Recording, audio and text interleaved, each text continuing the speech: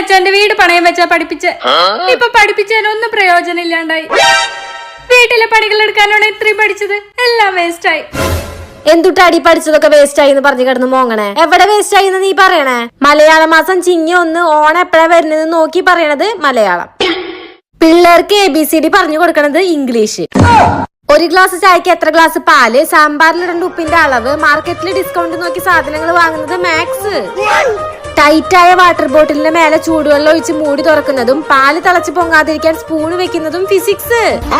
എത്ര വെള്ളത്തിന് എത്ര ലിക്വിഡ് ഒഴിച്ച് തറ തുടയ്ക്കാന്ന് അറിയുന്നതും ദോശമാവ് എത്ര നേരം പുറത്തു വെച്ചാൽ അത് പുളിക്കുന്ന അറിയുന്നതും കെമിസ്ട്രി. വാങ്ങിയ പച്ചക്കറി ബീൻസ് ആണോ അമരക്കായാണോ എന്ന് നോക്കി കണ്ടുപിടിക്കുന്നതും ഏതൊക്കെ പച്ചക്കറി ഫ്രിഡ്ജിൽ വെക്കാൻ വെക്കണ്ടെന്ന് കണ്ട് തരംതിരിക്കുന്നതും ബോട്ടണി. കൊതുക് ഏതൊക്കെ സമയത്താണ് ആക്റ്റീവ് ആവുന്നത്, പല്ലീനെ വീട്ടിൽ നിന്ന് എങ്ങനെ തുരത്താം എന്നൊക്കെ അറിയുന്നത് സുവോളജി. മഴ വരുന്നതിന് മുന്നേ തുണി എടുക്കുന്നതും വെയിലുള്ള ഭാഗം നോക്കി മുളക് ഉണക്കുന്നതും ജിയോഗ്രഫി. ഇപ്പൊ മനസ്സിലായില്ലേ നീ പഠിച്ചതൊന്നും വേസ്റ്റ് ആയിട്ടില്ലാന്ന്? അമ്മേ, നീ എന്റെ കണ്ണു തുറന്നേ.